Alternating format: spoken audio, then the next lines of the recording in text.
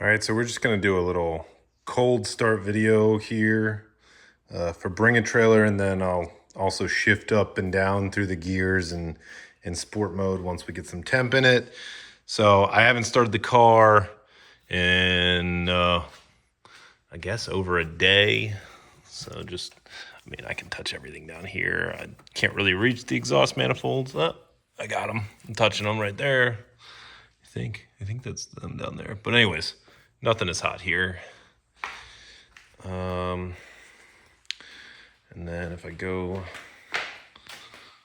around here, hop in. So I'm gonna start it in not sport mode, just so that it's a little bit quieter in here. That way you can actually hear the engine and it's not just overwhelmed by exhaust noise.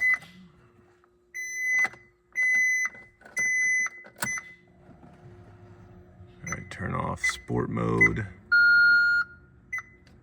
Oh, I need to get some gas. Just a little fuel warning light. The exhaust valve's closing. Sorry for the little jump cut, but I haven't moved clearly.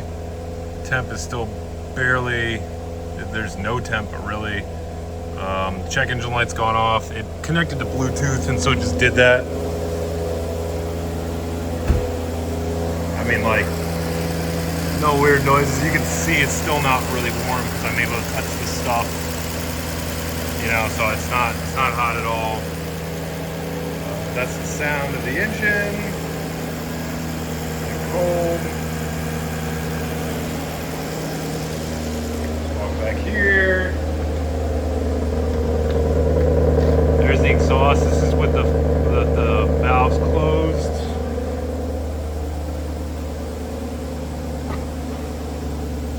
And then if I come back in here and put it into sport mode, you can hear them open up.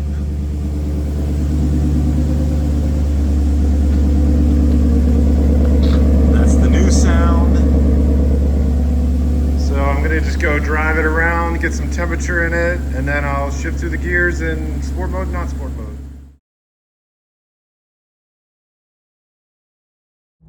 All right, so we're out on the road. That flashing is just that's LED screen or whatever, or LCD screen or whatever. We're up the temperature.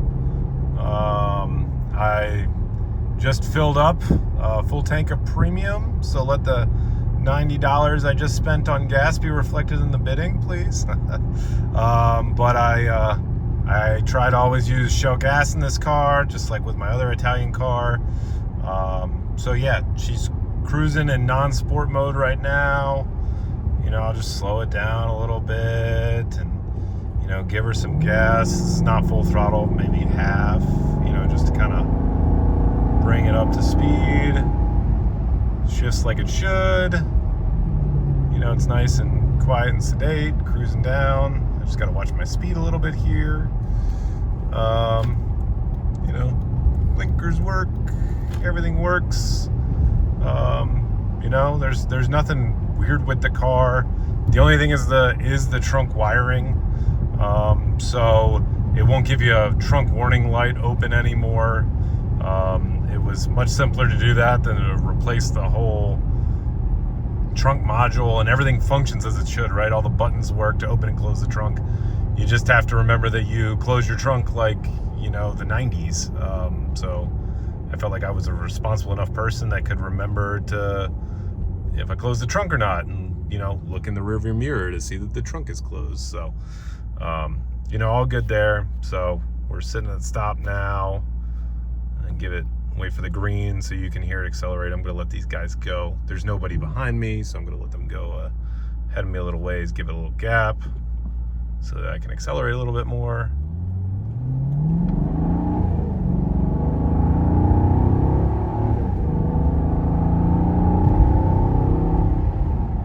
And again, that's just bog standard, like non-sport mode, easy peasy.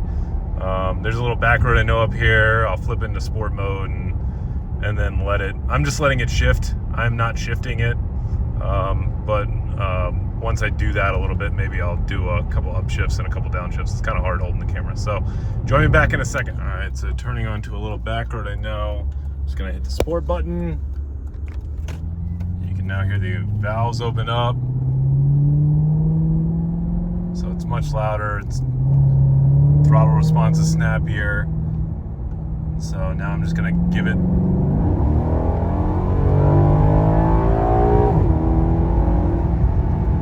So again, that's not me doing anything. I'm not, you know, hitting any paddles. It's just putting the foot down, you know. And then here's the downshift with a paddle.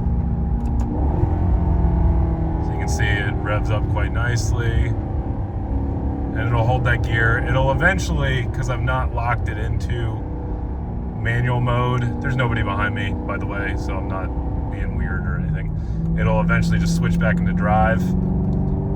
If you lock it into manual mode, I know a lot of people don't know how it works on these, but if you lock into manual mode, then it won't shift. It'll actually hold it all the way up to the red line. If you watch Jason Gamise's video, you can see him kind of, it'll bang off the red line, which I don't do. But, you know, it drives great. So again, here's a downshift. Rev matches on the downshifts. Upshift. It's really quick. It's really responsive. I mean, I've driven dual clutches, and this is like 95% of the way there. And honestly, I mean, I've got you know, manual cars. I've had a bunch of manual cars. This car, I don't really miss it not having a manual. I actually like it not having a manual because then my wife can drive it too. So you know, she'll just jump in and drive it, like if her car's in the shop or something. Again, this is my daily driver, so this is the car I drive all the time. But you know, pulls nice, and on you know, if you're braking hard, it'll do little downshifts too there. So it's pretty cool. I mean, the transmission tuning's great, and then yeah, if you just hit it, I mean, it pulls really nicely, really cleanly, you know, like only an NAV8 can do. And then when you're done with being all sporty and you just want to cruise on your, you know, whatever 2-hour drive, you hit the sport button, and then you're just, you know, tootling along. So yeah, car doesn't have any accidents on the Carfax. Nothing I could see except for the little rub on the front bumper. Other than that, you know, and the trunk, there's nothing really to say about the car other than everything works. I know people got a couple questions about the sticky buttons. You know, alcoholed a lot of them. I'll pull over here and just kind of show them to you more in detail on camera in a second. But you know, nothing crazy there. All right, so I just pulled over real quick in a subdivision. So like this, all this stuff likes to go sticky. It's all been taken off. It's not sticky at all anymore. None of this is sticky. It's all been taken off. And you really can't tell. You can see, you know, this is a little worn, that's a little worn. I mean, that happens on a lot of cars, but I also think it was the previous owner went a little bit too aggressive on the sticky, trying to get it off. Same thing here. You can see that. It's noted in the auction. Again, little aggressive on the sticky. You could probably get a new one of those. I don't think it'd be that big of a deal, but it didn't really bother me. And also the gear you're in is right there on the dash, so I never even look at it anyways. None of this is sticky. It's all come off. It's mostly all the sticky is gone. It's really not bad. You don't feel any sticky when you're touching it. Same thing down here. All these window switches been cleaned, not sticky. You can see kind of some remnants way back there where it was a little tougher to get off, and you know, I didn't want to go too crazy. None of this stuff is sticky. None of it's gone sticky, so it's all good, not sticky. Same thing over here. It's not sticky. It's been cleaned off. You can see kind of some remnants. Again, if you look way up in there, it's really hard to see on this phone and in this light, but you know, that's not sticky. It's been cleaned off.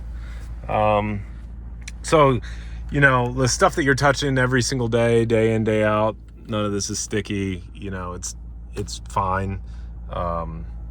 So you know, you could maybe do a little better job, but, you know, for me, it was, you know, perfectly fine and acceptable. You know, none of that's really sticky at all.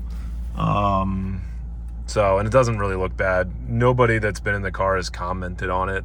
Car people and non-car people, especially since I did a better cleaning job, right? So I had the car completely detailed before listing it. So, you know, I had, you know, a guy come in, do inside, outside, under the hood, everything. It was like $800. So, you know, it's never looked better, and I'm gonna miss it. So anyways, the worst of the sticky is it's hard to do because I'm in the car. I don't know if you can see it, but back here on these vents, and again, they don't really feel sticky unless they get really hot, and nobody touches them back here. They look worse in photos than they do in person, so I haven't really worried about it. But yeah, that's the Maserati shifting through the gears, how it sounds. Enjoy. Whoever gets this car is gonna love it as much as I have. You know, I'd love to keep them all. Take care. Happy bidding.